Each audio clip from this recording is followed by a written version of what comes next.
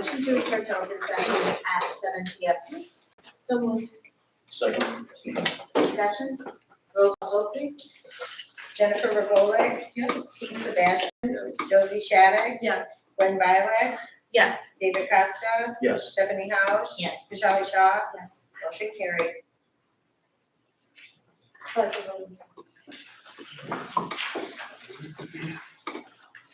Total attention.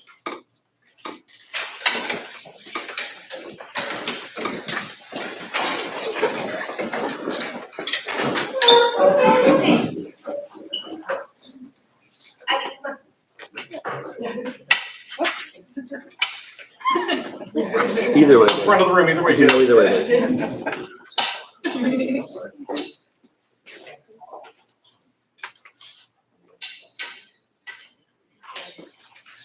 Please join me in the pledge of allegiance.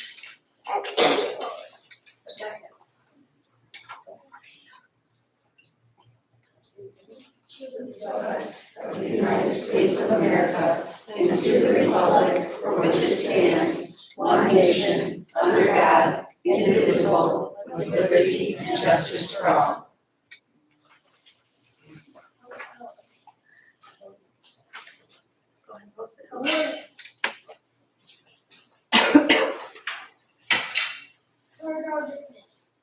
Thank you.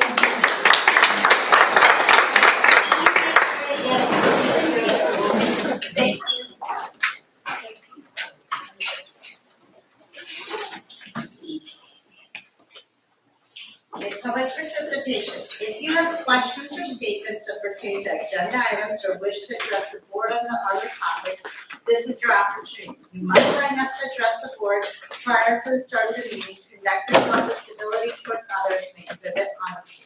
When your name is called, please stand, identify yourself, and indicate the agenda item or topic you wish to refer to.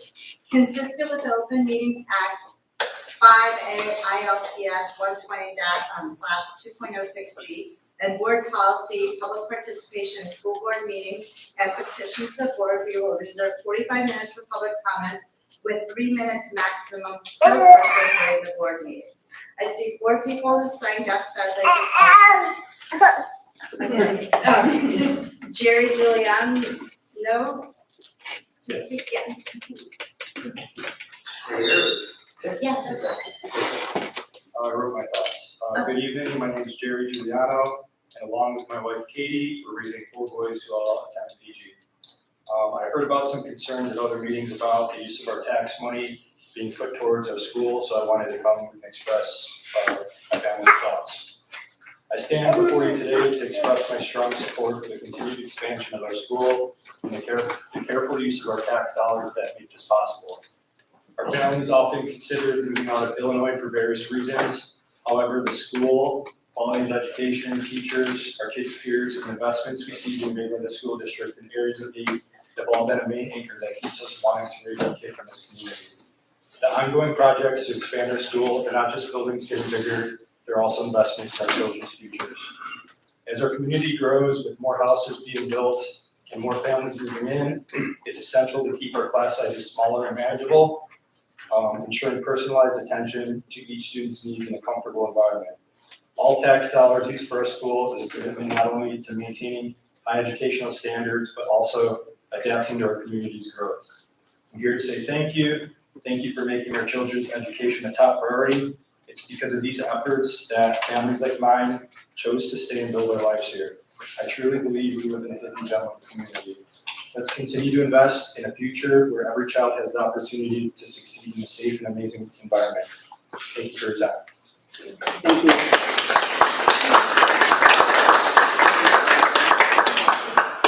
I'd like to call Sam. If there's other public comment, we can do the PTO right after that. Okay, then Matt Easley. Sorry, I'm not as formal as you. Everybody hanging out. I don't know if we're supposed to stand or not, but I will. Well, first of all, I want to say thank you to all you guys. I think your job is very, very challenging, not to be paid to be up here is something that I myself couldn't do. But as Jerry said, I very much want to echo his opinions and thoughts. very fortunate. I had the opportunity to live really anywhere with my job, and I chose Crystal Lake Prairie School District primarily for the school. And if we don't continue to invest in the school, we're not going to continue to have the community that we do. So I'll be short and simple, but very much follow Jerry's opinion. Just want to say thank you, and we should continue to invest for our kids. Thank you.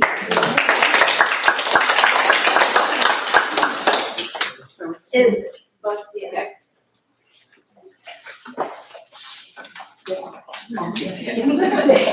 So we're excited to have two of our representatives from the PTO here today. This is Samantha Torin and Katisha Stamp, and they're here to tell us about the wonderful results we had with the Readathon fundraising effort that took place during March and April. So welcome, Sam and Katisha. Thank you. I guess I'm a little formal like Jerry, I wrote something down. Good evening, everyone. Like Martha said, I'm Sam, this is Katisha, and I'm thrilled to share our readathon was tremendous success. We raised an incredible $36,326.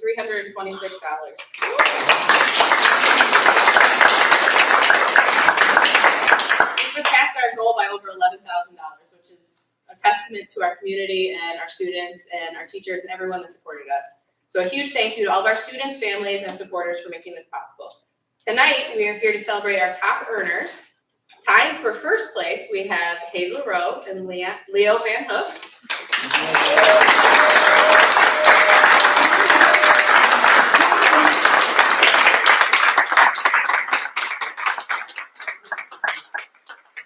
Hazel each raised $1,040.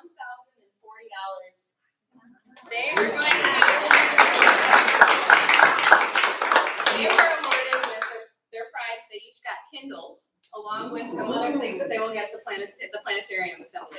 Congratulations, you guys. Turn around and face me so I can take a picture of you too. You can stand back a little bit. Go back and stand. Thank you. Very nice. Thank you. Our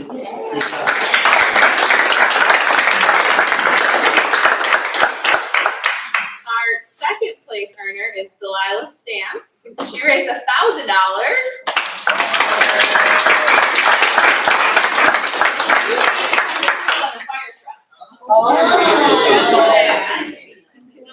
Right over here. Thank you.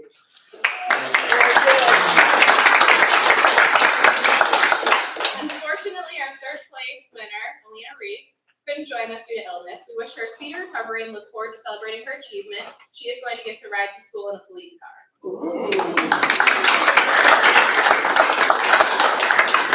But I want to thank everybody again for their incredible effort. We are going to be using some of the funds for heart rate monitors. We're going to help the junior high heart rate monitors for the PE classes, and the elementary, the new amplification systems for the expansion rooms. So, thank you. If mom say it's okay, you can have a cookie on your way out if you want to stay. Me too. Okay. Yes, of course you can have that too. Yes. Thank you for coming tonight.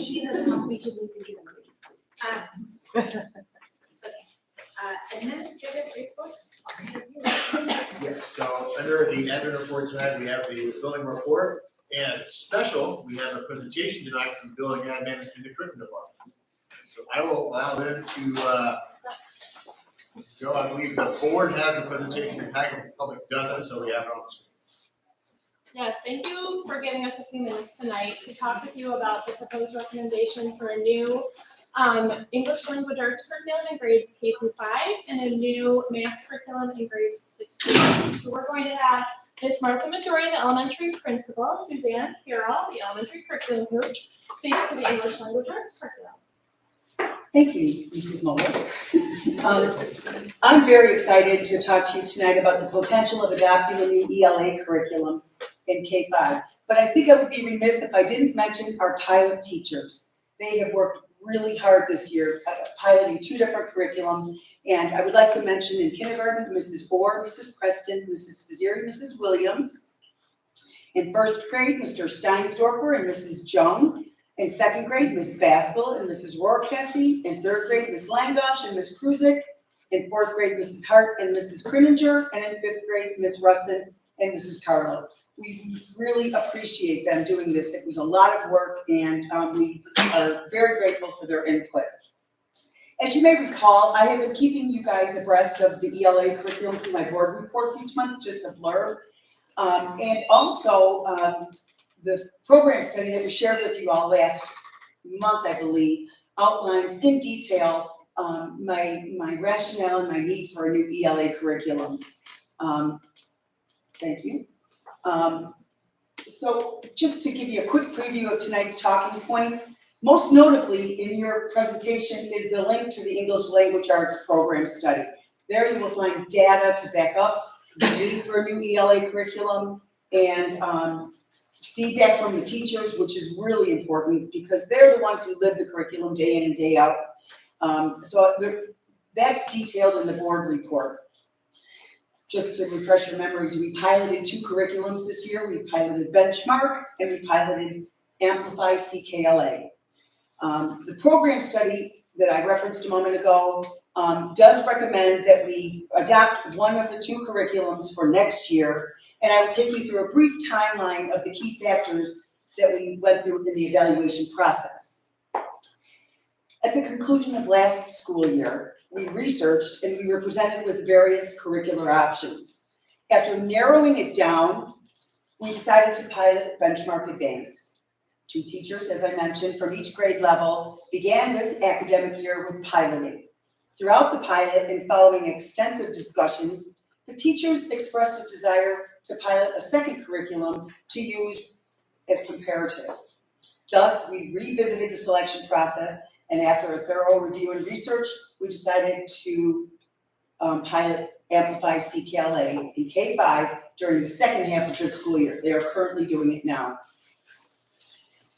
Just a little bit of background information. Back in 2015-16, our Prairie Grove teachers worked very hard and very diligently with a consultant using rigorous curriculum design to develop our current ELA curriculum.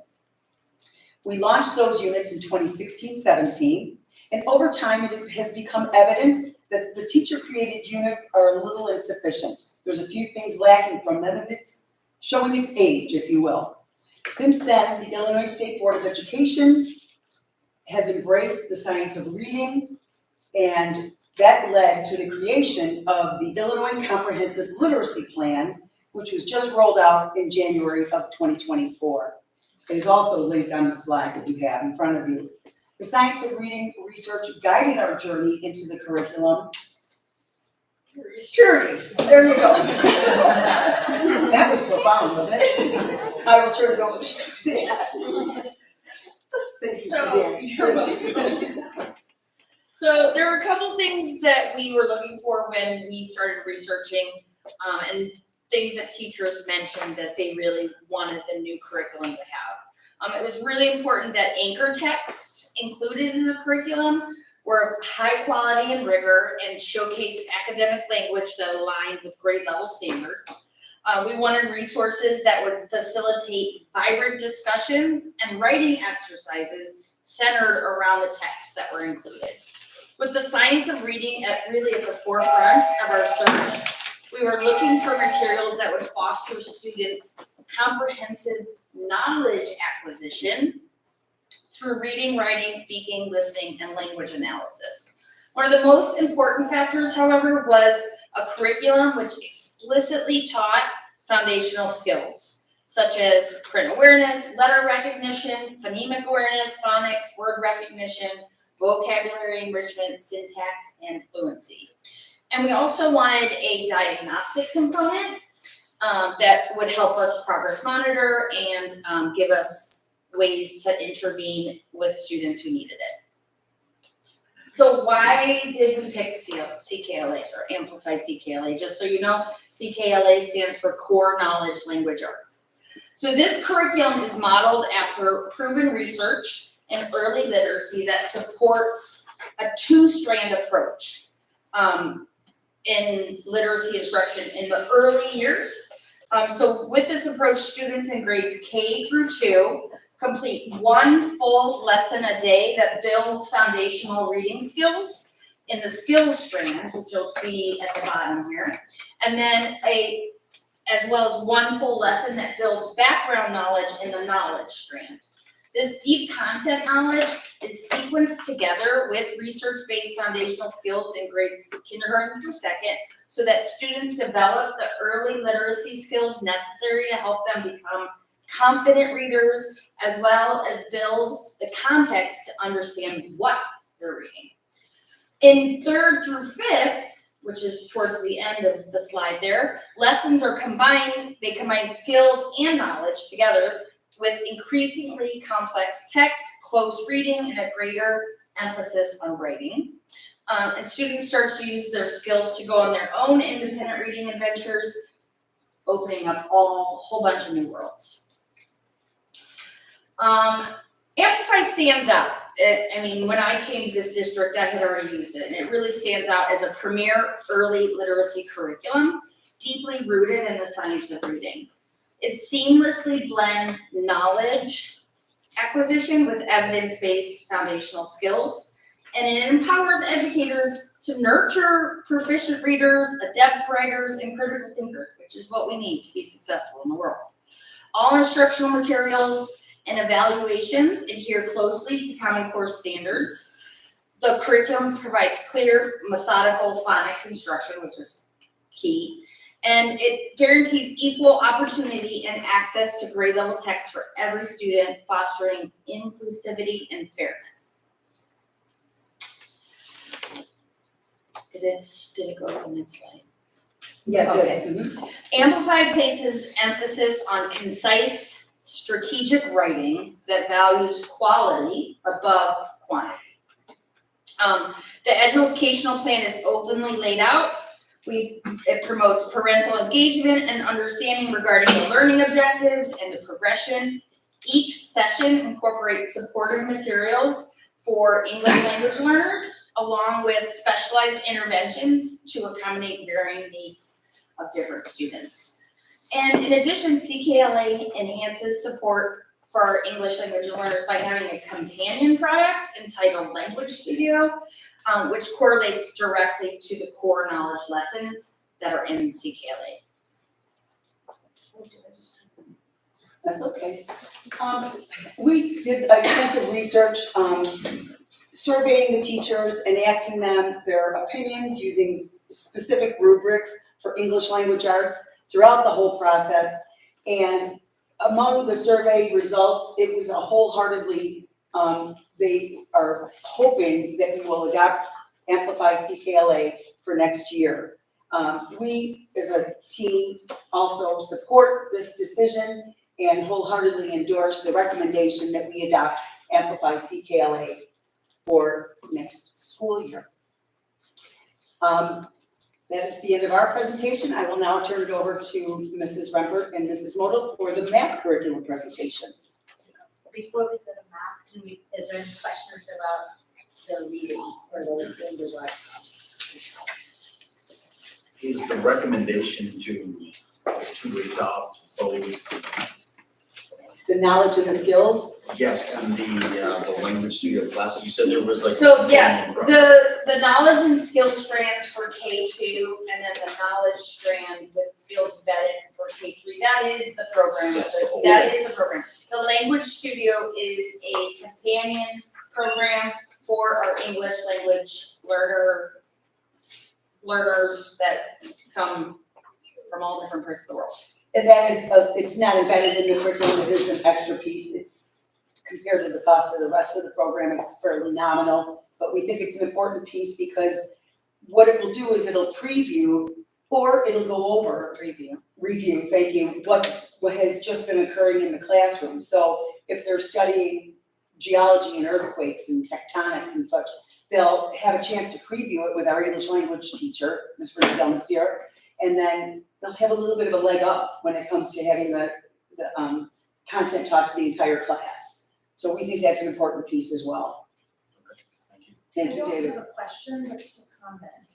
I have had the opportunity to see this pilot program close up and has experienced profound growth over the last several weeks. In fact, she was pulled from a continuing classroom to engage in the pilot and has really flourished. So I'm really happy. Oh, I got goosebumps. What has, yeah, I guess is it all aspects or is there one thing that kind of sticks out more than the other for that? Josie, like in the sense of like her reading capabilities or her Yeah, writing or? Primarily her reading She's the capabilities. second, or second, okay. Yeah, primarily her reading capabilities. I think she's jumped a number of book levels in a fairly short amount of time compared to how her growth has been. And she's just overall, the feedback that we've received from the teachers is very positive. She's certainly been challenged by it, and we've heard a bit about that, but it's overall been really, really positive. The knowledge strand component is largely social studies and science topics.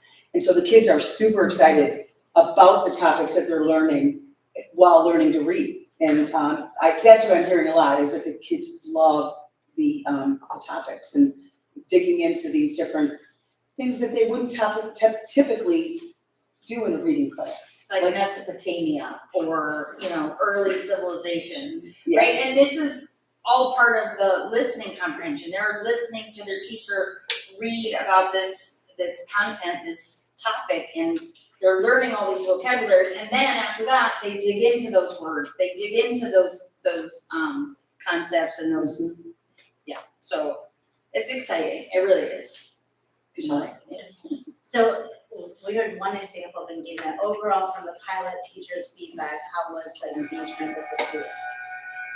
Is it what it is? Yeah, that's enlightening news, yeah.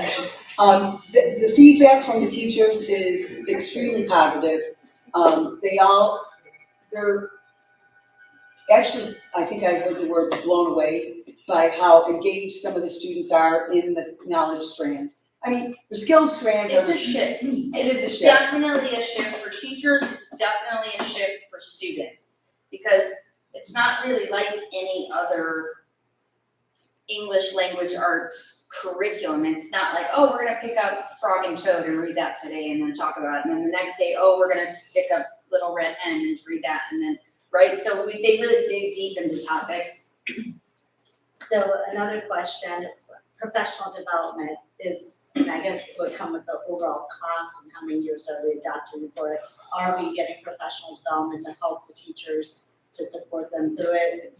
Type of thing, and what is the overall cost and commitment that we're doing for this? I don't exactly have the numbers prepared to share with you this evening. Dr. Butte, I think, will share that perhaps next month.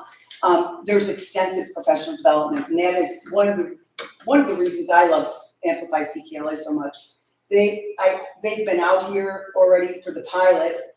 We have a standard standing meeting with them once a month to go on Zoom. And the pilot teachers have an opportunity to just talk to the specialists at Amplify. There's also a live document that they can go back and forth, asking questions and getting answers. But if we adopt for next year, our fall institute days will be highly involved CKLA PD. There's a big cost to the PD, and it's because it's valuable And needed. and necessary, for Yeah, sure. I mean, Especially when you're going from a PD one to curriculum. The last question that I have is based off of the curriculum design, the allotted time for the lessons, does that match up with the allotted time that we have in the It's a instruction? good question. It does not. not now. Not currently. The way we have built our schedule. What's funny about that? Sorry, I just want to make sure they know that we are thinking about that for next year, like. It does not currently. Not tonight. Sorry. No, it doesn't align currently. What we're having to do next year is, we built our elementary schedule for next year, and it involves about 120 minutes of English language arts for K2 and 120 minutes for K3 and 90 minutes for grades 4 and 5, which is a shift. And it's forced us to have to redo our schedule to some extent, but because there's so much science and social studies embedded in the curricula, in the knowledge strand, we're finding that that's probably going to replace some of our inquiry time for science and social studies. I just have one. Yeah, sure. It mentioned a diagnostic component. Yes. A couple of times that was mentioned. Does that mean, in terms of measuring efficacy, or a testing that's done before the pilot implementation and then again after, or how I think diagnosing? the diagnostic was for the students to, So there's a beginning of the year assessment, right? So you can kind of take that data and use it to make flexible groups, where you're pulling groups who, oh, this group needs to work on comprehension inference or something, so it's built where there's constant formal and informal assessments kind of going throughout the lessons. They're all built in there. They're not all paper pen tests. Okay. Those paper pen tests are spread out by unit, so. the diagnostic piece is for the kids to diagnose their current understanding. Gotcha. Yeah, and to formulate groups. Were you asking about the diagnostic piece on how it was going? Well, I thought it could almost be two-tiered or interpreted in two different ways. One, diagnosing, areas of opportunity within the curriculum that is being proposed, or diagnosing, or implementing some kind of diagnostic measurement for the kids, from fall scores or spring scores, and looking at how the pilot program, increased those numbers. But that answers my question. Okay, thank you. Sure, Gwen, thank you. My last comment. You said that last time. I know, but you made a comment, so I guess just my word of caution, from my own experience is that, we should, what I heard you say about there's a lot of science reading and social studies reading, but do not take away the science hands-on aspect and replace it. I know that's always a push in curriculum time, but, just because they're reading science doesn't mean they're doing science. For sure. And making sure that doing with the hands-on aspect still remains, because that's when kids learn best is by hands-on. I agree, thank you. Thank you. Sure. Thank you. Thank you for your time. Good job, guys. Thanks. So now Jenny Rumford, she's a junior high curriculum coach, and I'm gonna talk a little bit about the math program evaluation and recommendation for an adoption in grades 6 through 8. So this school year, we conducted a program study in the area of mathematics that incorporated information, discussion, and recommendations in the following areas: intervention and supports, acceleration, supplemental materials, and then core curricular materials specific to the grades 6, 7, and 8. The full program evaluation was shared with you guys last month, so tonight we're just going to highlight the review, discussion, and recommendation component for core curricular materials.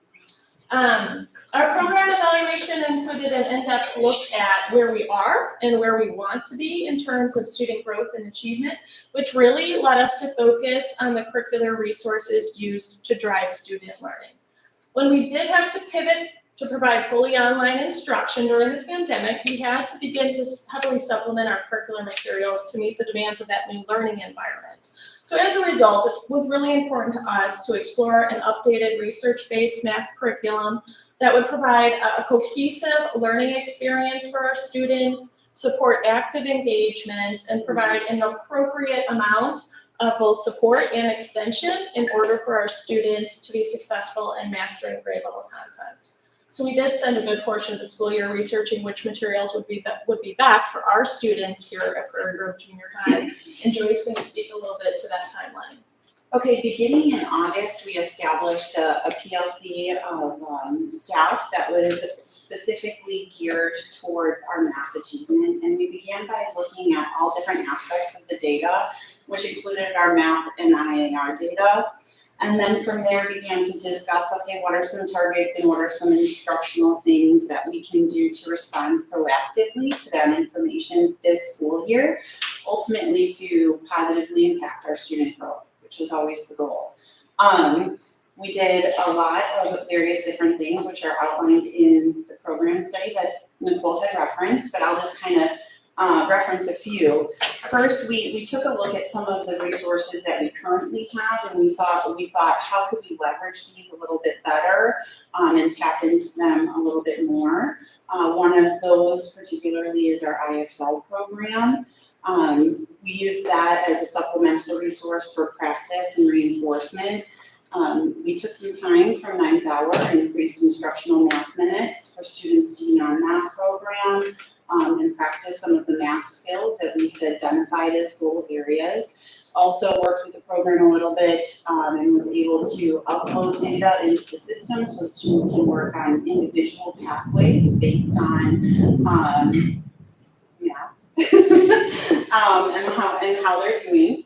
And then we also, with that program, implemented some incentives for the students to increase their motivation, keep them going throughout the year. We did this at the class level and also at the grade level, based on them mastering their math skills. For IAR specifically, we looked at that data and pulled out strands of the standards that are like our type 3 question sets that require students to utilize some higher order thinking skills, right? Like critique problems and things like that. We made those some priority standards. We would identify those as state priority standards. And worked with the math team and integrated some higher order thinking problems on a weekly basis in all of our courses. These were pulled from various different resources, and we call them hot problems. And it gives our students an opportunity to increase some exposure and discussion and writing about math. Throughout all of these discussions, the committee recognized that it was really important for us to continue to foster this learning-centered environment. So another thing that we did do was really prioritize having students interact with their own data, set goals, set aside some instructional time for them to review their math, and say, where am I? And what do I need to do to get better at math? From there, we had ongoing discussions and observations that continued about our resources and the lack of cohesion and curricular materials really for what we need. In December, we administered a survey to our math team that consists of Molly Bosley, Kristen Riedel, and Joyce Meyer.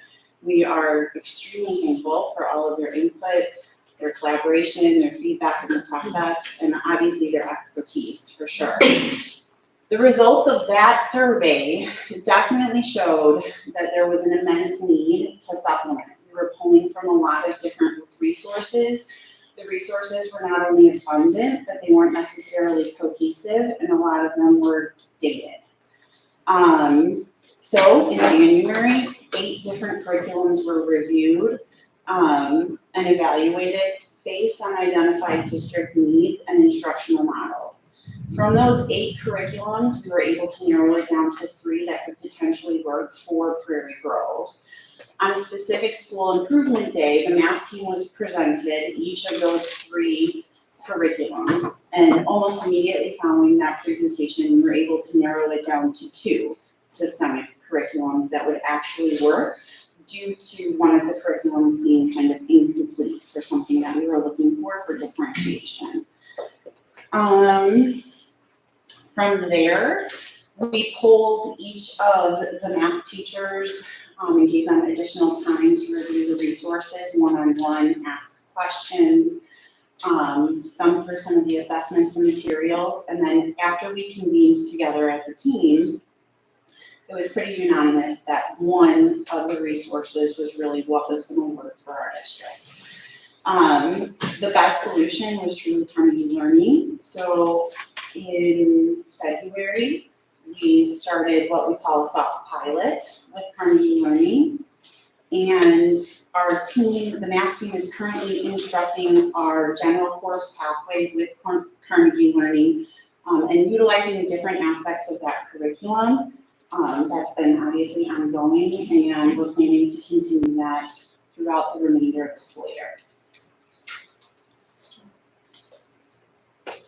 So some of the key factors that went into evaluating the different resources that we're potentially looking to bring into Prairie Grove Junior High, we really focused on 3 main categories, and that was focus and coherence, rigor and mathematical practices, and the usability of the program. So we want to kind of just go over those a little bit with you here tonight, but then also how they relate to Carnegie Learning.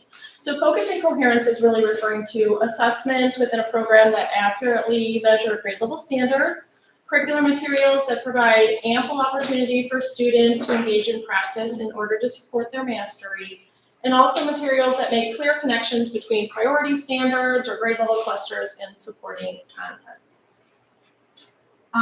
Rigor and mathematical practices, when we're taking a look at rigor, we're actually looking to see if the curricular materials gradually release the students' understanding to a deeper level. We take a look at question sets, and see if we move from like procedural, the process of solving math, to more of a conceptual understanding, and then eventually being able to apply it to real world situations. Procedural mathematics and fluency is really important when evaluating the curriculum. It is a key component of mathematics. But we want it to be represented in various different ways, in various different depths, and then obviously engaging to middle school students. Basic lessons should really build upon each other and increase understanding as they go along. The big shift in math is really that it's not just about the math and the content, it's really about creating the mathematician, right? So we focus on 8 mathematical practices that we really want our students to be able to show. Not just can I multiply, can I divide, but can I analyze things, can I persevere in hard problems, can I analyze deeper level questions, can I construct an argument and maybe, defend a mathematical situation, create a model or use models or math tools to represent my thinking. Those types of things we really want to see represented within the curriculum when we look at the mathematical practices, so they have exposure to that, not just the step-by-step doing math. In terms of usability, whenever we look at the resource, we always look at, obviously, the teacher's guide to see what kind of supports are put in there. We want outlines of information from the instructor that kind of tells us, where are my kids coming from? What did they learn before? And then where do I need to get them? Okay, so just a level of understanding. Materials, really, we want them to be easy to locate for both students, teachers, parents, everyone. And provide supports, not just for the teacher, but for parents. For example, like some introduction letters to units, or what's my child going to be learning, or is this great math that we're doing, and content. So we want to highlight some of the key components of the Carnegie Learning Program in relation to those 3 areas that we kind of just went over with you. So Ed Reports has given Carnegie Learning perfect scores in all 3 categories. So under the domain and focus, or under the domain of focusing coherence, we wanted to highlight a couple of things. They have high-level assessments. There's multiple assessment opportunities, including performance tasks, which are fully aligned to the standards. Materials that provide students with ample opportunity to engage in their learning towards identified learning targets. And each lesson is really broken down into 3 components. It's about engaging, developing, and demonstrating. So they really are trying to get students to be actively engaged in their learning to really grow that mathematician. And focusing on developing that conceptual understanding. So like Joyce said, it's going beyond just the procedure of how to do math, but the why behind it. And then also demonstrating their learning through evaluation and the reflection process. So as Joy mentioned as well, they had really high ratings in relation to opportunities to communicate what students are learning with their families at home, which we know that homeschool connection is so important. And not only to help parents understand what they learned previously, what they're learning now, but then also what is the future learning for my child. Carnegie Learning has both Mathia and MathStream, which are online components of the program, which provide additional learning opportunities to support students and also extend students' learning and the aim of gaining mastery of the skills associated with the grade level content. Okay, when we were looking at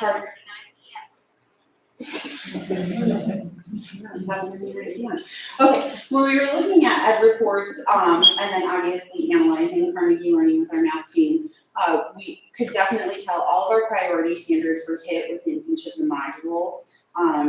There's a solid progression in each of the lessons, and there's a lot of questions that require our students to write and explain and think or draw a picture, and there's ample workspace on workbook pages for them to do that.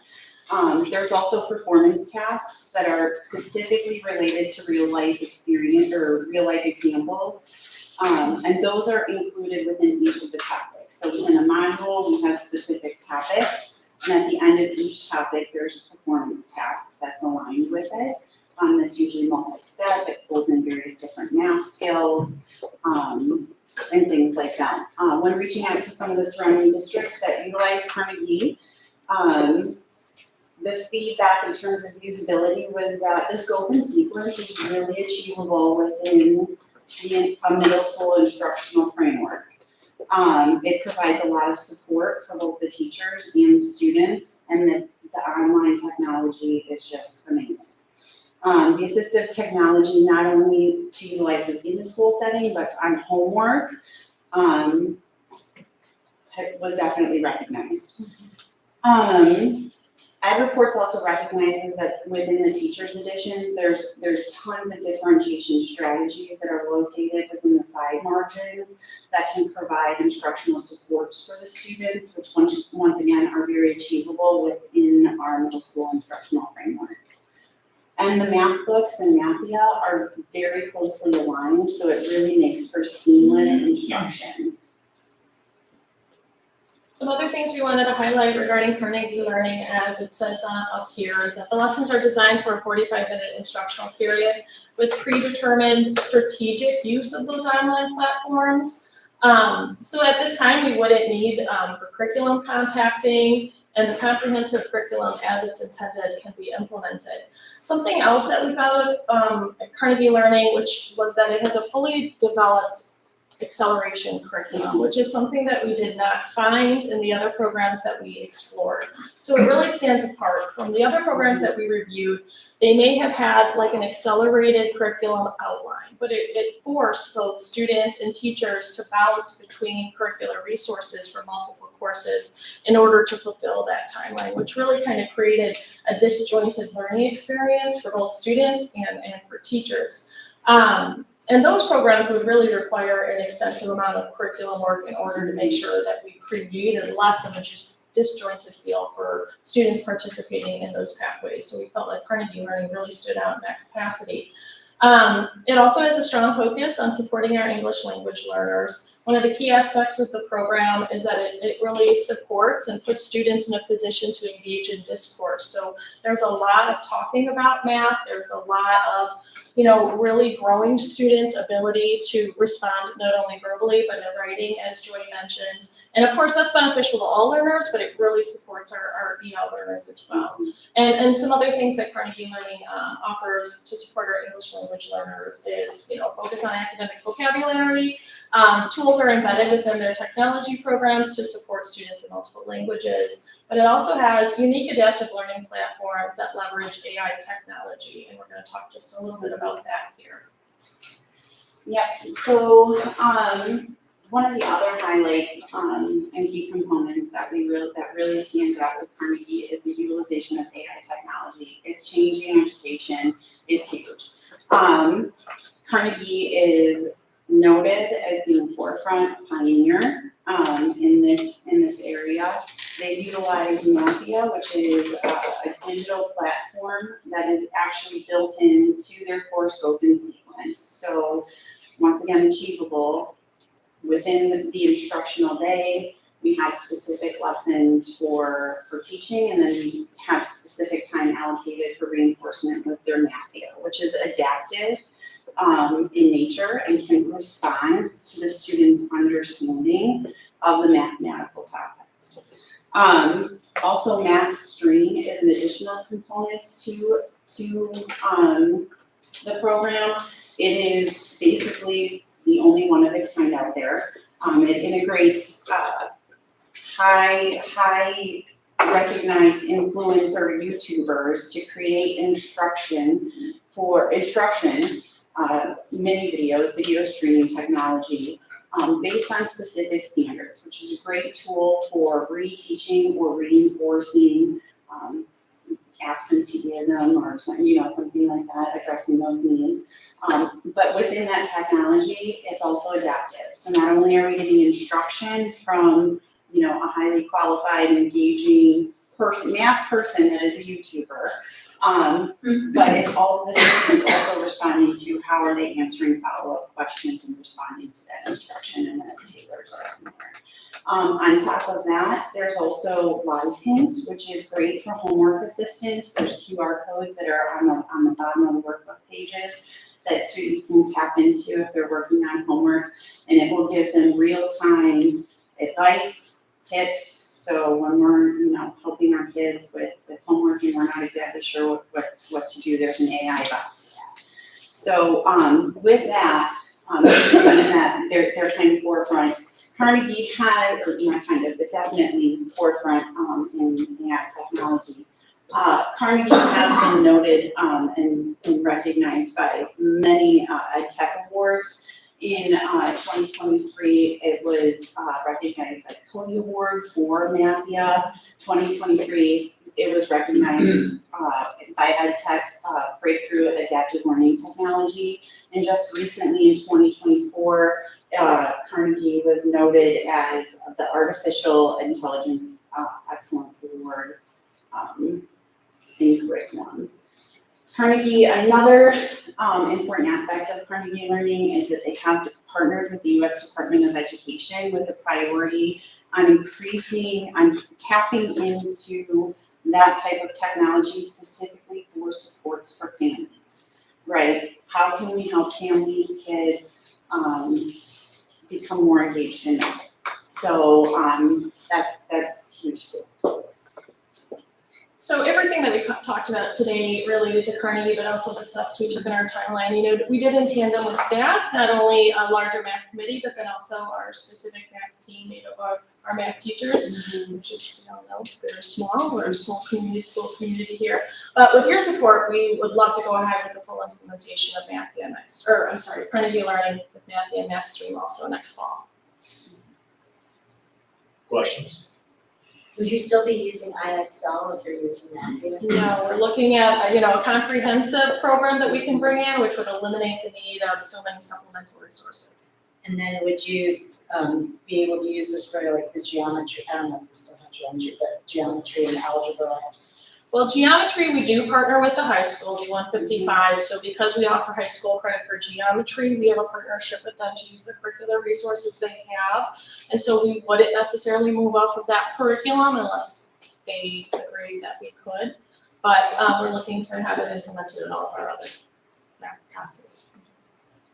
And then how did you see the engagement with the kids? Did you pilot it as to how was the engagement with the kids? We've spent quite a bit of time just talking to kids, going into classrooms and asking them how they like it, what do you think about it, and the feedback is that it feels more connected. And you'll get a lot of feedback that it's a challenge, which we think is a great word to hear from our students, right? We want to raise the bar and keep them moving forward in their professional learning. So it'll take a little bit of an adjustment for both them and our teachers to get used to a totally new program, but I took that feedback as we're on the right path of challenging our kids and extending their learning here at Prairie Grove. But overall, the feedback has been really positive from the students. What do you think the professional development lift is going to be on staff side? We've actually been working with Carnegie already. Like, we got a PD session this afternoon with our math team in Carnegie. We have one lined up next week. We are really trying to get ahead of the curve in order to be as best prepared for possible implementation in the fall as we can. We do anticipate using them in our institute days, similar to what they said, in order to be fully ready, because we do see, expanding some of the use of these programs beyond just our core mathematic, classes or instruction. So, but they're working with us right now on it. So I think it'll be a little bit more of a seamless implementation because we've been able to work with them this spring. What did we use before that? What are we using right now? We used the ISB model math program, but then supplemented components of it in order to make it a little bit more robust. Anybody else have questions? No, just saying, I appreciate it because I know we saw the numbers, I think it was in the fall, and there's a little, so it's nice to see that we're trying to build our math program. Absolutely. Thank you. I appreciate all the details that you provided today. Thank you.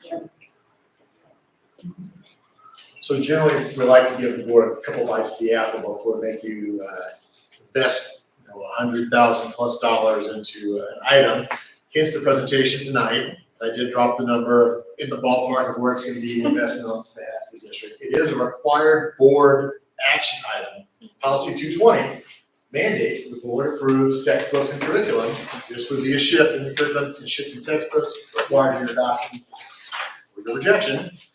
So you'll have that on the agenda next month, and perhaps even some samples of the materials that feel in touch before you say yes or no. Thank you. Thank you. Thank you. Thank you.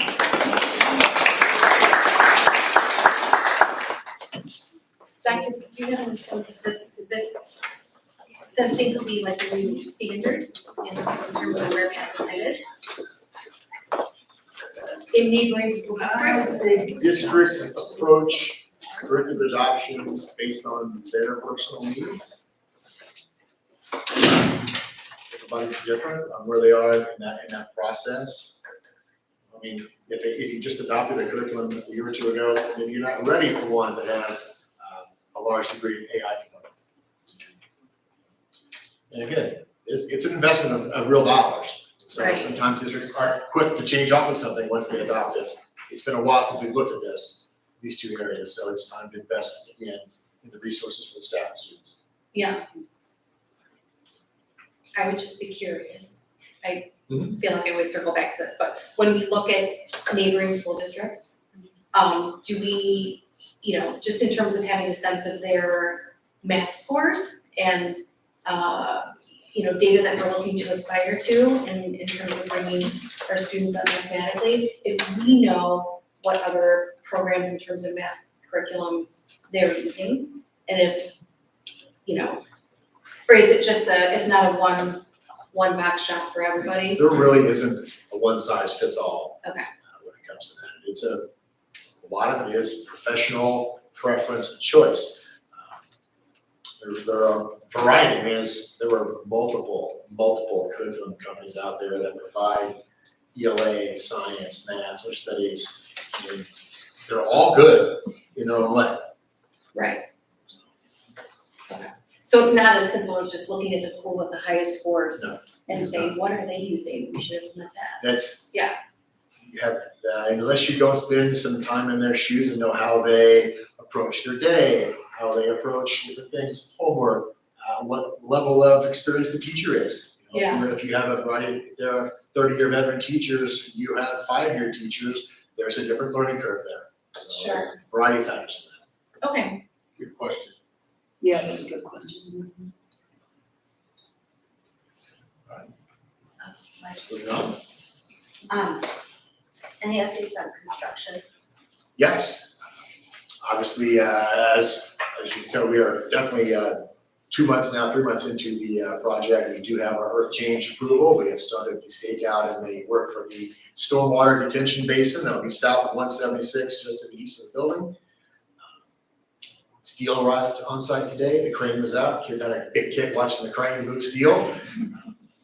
I watched it myself. It's kind of neat. It appears to fit perfectly, just as we drew it up. And we do see that skeleton will be going up as long as weather permits. We should see the 6-week look ahead. We looked at today during the meeting. We should see the structure up in the next 2 weeks, the deck on top of that, underground plumbing later this month or next month, walls in May. Progress is moving along. So we are still on track to be done at the beginning of August-ish. Probably the dusk when the kids are outside. Really dusk. Where's the dust come from? The road, most likely. Any talk about putting the binder course down, which makes sense to tell you during construction? There is some now.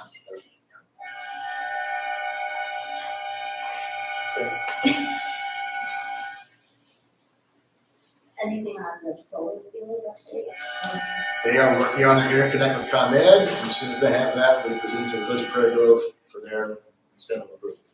Still waiting on that. Was there, excuse me, like a garden thing brought up to you or something like that, or about or like a Yes. plant thing Yes. brought up to you? That would be around the solar Yeah. area? Yes, correct. And I had correspondence with the emailer on that one, and we will be working with them to put an appropriate garden around it. We will be, we have almost 4.5 to 5 acres of earth that's been moved, that was farmland here, that we're gonna put back to native prairie grass as part of this project. It'll be maybe a 10 to 12 foot part, we'll have to mow next to the road, next to the detention pond, but we are putting that back to native grasses as well. And we do plan to do the same thing on solar areas. And the solar area does not cost us money. $0. $0, yes. Timing on removal of the trailer, is that the last piece to go? Which trailer? The construction trailer? No, the construction trailer, the, Transportation trailer. no, the single residential wide trailer. Oh, I'm Yeah. sorry, yes.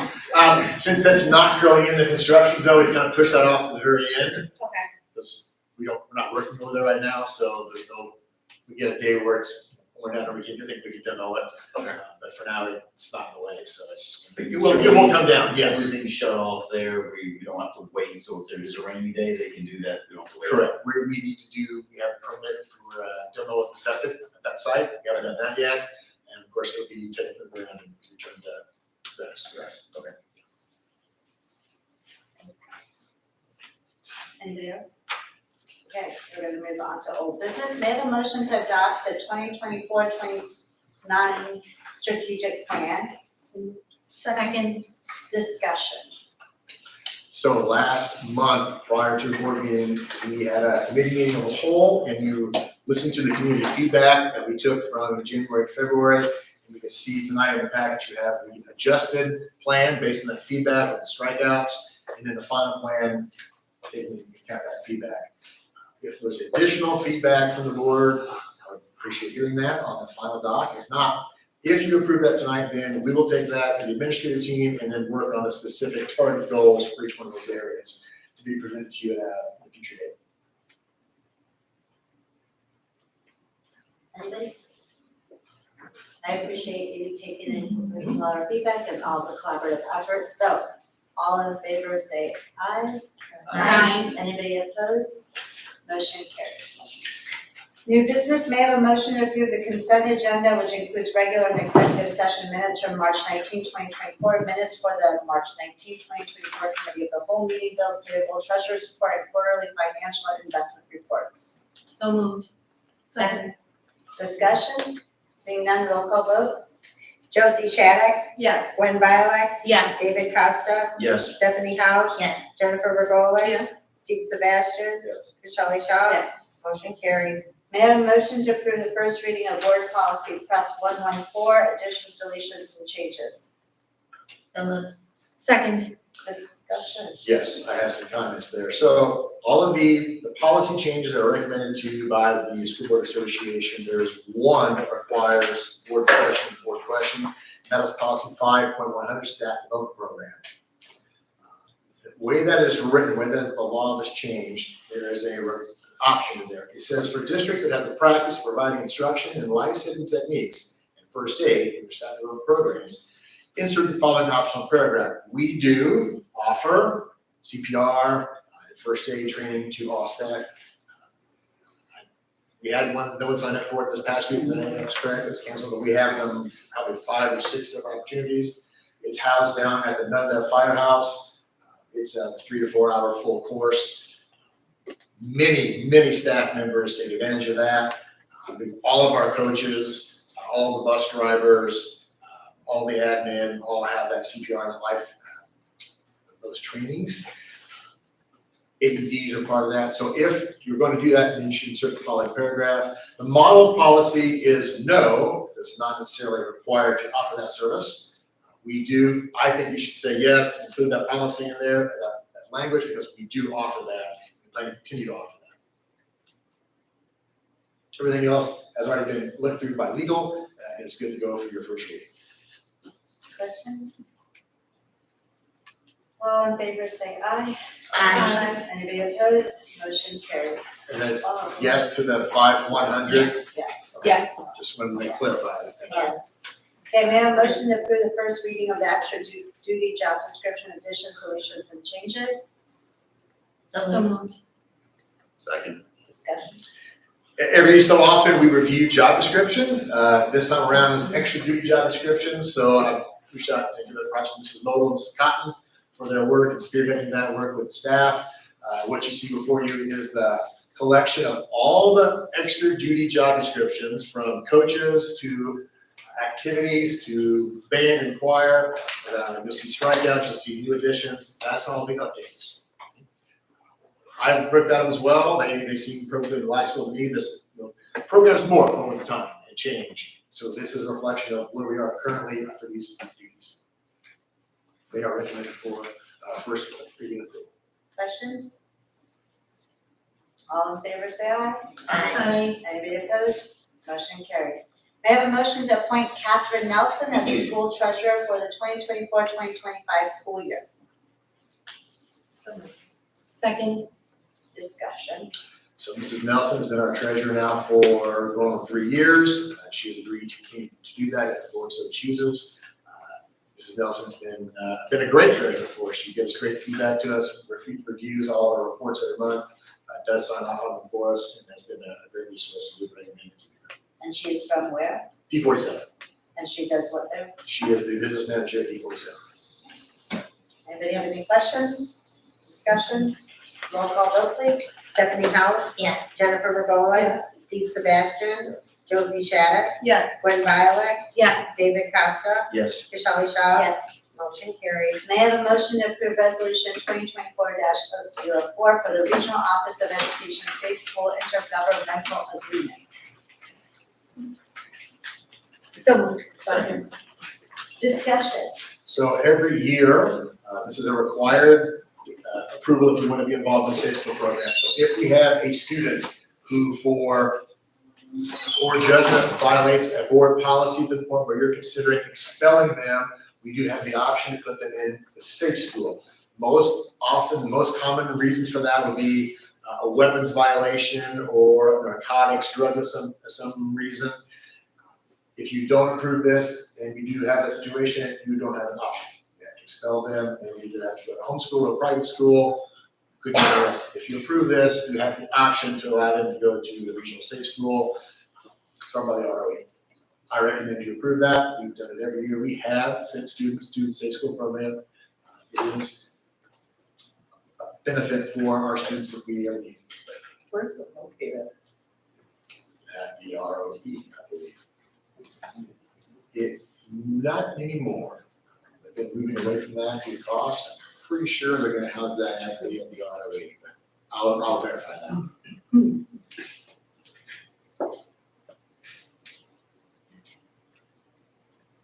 Any other discussions, questions? Roll call vote. Jennifer Regola? Yes. Steve Sebastian? Yes. Josie Shattuck? Yes. Gwen Violet? Yes. David Costa? Yes. Stephanie Howard? Yes. Kashali Shaw? Yes. Motion carried. May I have a motion to adjourn at 8:03 p.m.? So moved. Second. Okay. Discussion. Any opposed? Okay, vote. All in favor, say Aye. Anybody opposed? Motion carries. Thank you for coming tonight.